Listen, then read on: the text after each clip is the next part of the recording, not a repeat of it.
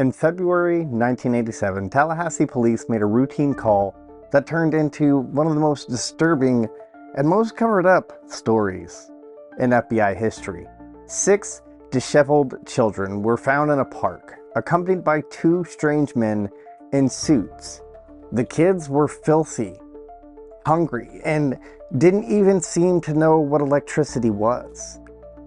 When questioned, the men said they were teachers traveling with the children to a special school for brilliant minds.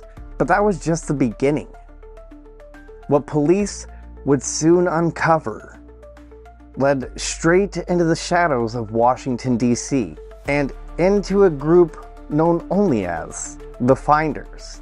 But before we get into that, make sure you like and subscribe and drop a comment below on which FBI vault file you want to hear about next. The Finders were rumored to be part commune, part cult, and part intelligence front. They operated out of Washington, D.C., under the leadership of a mysterious man named Marion Petty. To outsiders, they appeared eccentric, teaching children alternative education and living off the grid.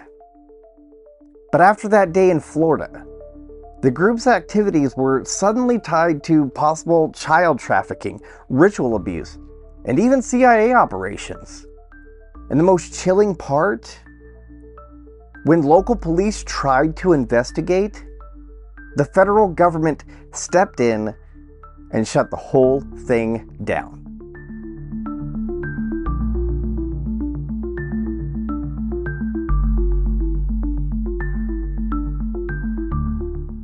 On February 4th, 1987, 2 well-dressed men, Douglas Ammerman and Michael Houlihan, were arrested in Myers Park, Tallahassee, Florida. They weren't your typical suspects. They drove a blue van filled with computer equipment, maps of major cities, a camera, and several children who appeared to be in distress, dirty, hungry, and confused.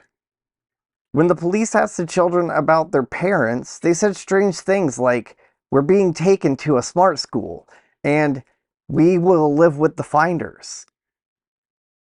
The 2 men claimed that they were taking the children to a school in Mexico where they would learn to be independent thinkers.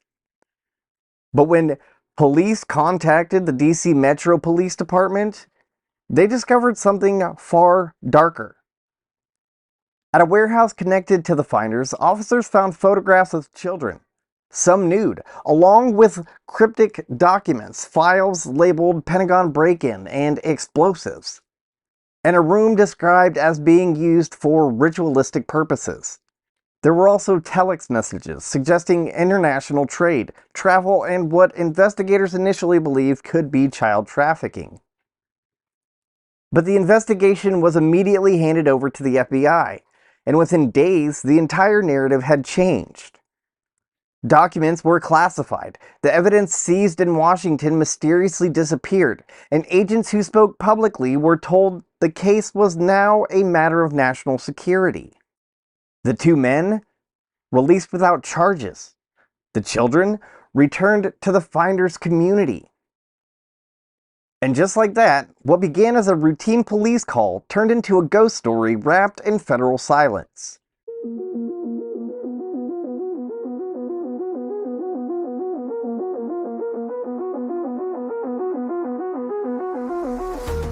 When the Tallahassee arrest first hit the news, headlines screamed about possible child trafficking and ritual abuse. But within a week, those same headlines quietly vanished, replaced by a single sanitized line. No evidence of wrongdoing was found. Here's what really happened behind the curtain. As DC police dug deeper, their investigation was suddenly taken over by the FBI Washington field office. Agents who'd been logging evidence one day found their case files sealed the next.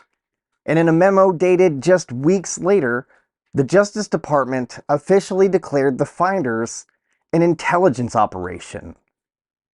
That's right, an intelligence operation. The group's founder, Marion Petty, was no random eccentric.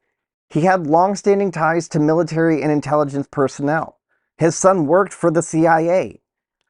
The warehouse and the farmhouse in Virginia that police once called training compounds, they were now described by federal officials as alternative living experiments. Every reference to abuse or trafficking quietly disappeared. Meanwhile, journalists who tried to follow the story hit a brick wall of no comment. One DC detective went on record years later saying he'd never seen evidence vanish so completely. Even the local Tallahassee officers who had made the arrest were told to stop asking questions. For decades, the finders became an urban legend, a story whispered in conspiracy circles but ignored everywhere else.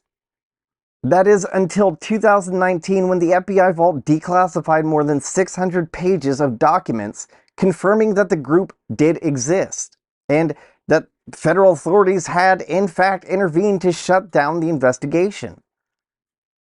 The files didn't prove satanic ritual or trafficking, but they did prove one thing beyond a reasonable doubt. Someone, somewhere, wanted the finders to be buried.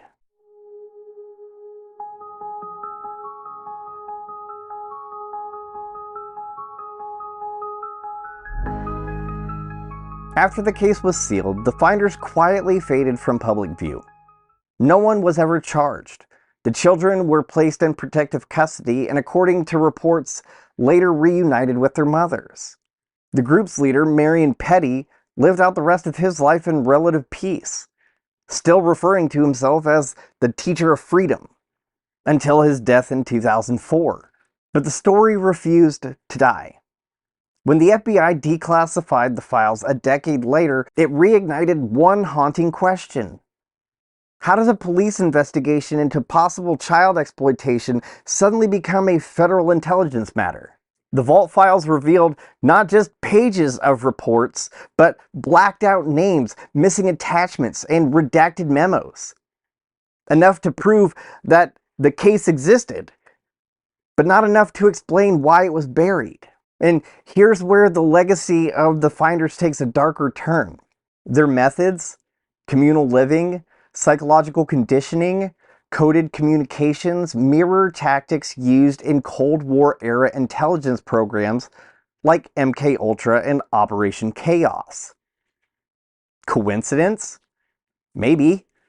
But for the investigators who saw the files firsthand, the resemblance was too close for comfort. Today, the finders sit at the uneasy intersection of confirmed truth and unanswered suspicion. The facts are real. The arrest happened. The evidence was collected. The FBI took over. What's missing is why. And sometimes in a story like this, what's missing says more than what's left behind.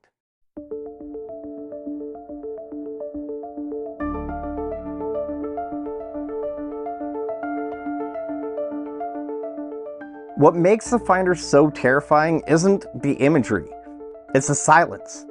No jump scares, no ghosts, no monsters hiding in the dark. Just a group of men in suits who walk in, take the evidence, close the file, and then walk away like nothing happened. The scariest part of the story is that it really happened. Police reports exist, the photos exist, the FBI files are public right there in the vault. And yet, after all the investigations, all the classified briefings, not a single person was ever held accountable for this. And here's the chilling part. This is the most requested file in the vault, yet no one talks about it. I've never heard about it at all. Who's asking for this file? And why? Sometimes the monsters don't come from folklore or shadows. Sometimes they work in the daylight, carry badges, and know exactly how to disappear a story. I'm Kyle Fields. This was Stories from the Vault, The Finders. Have a happy Halloween.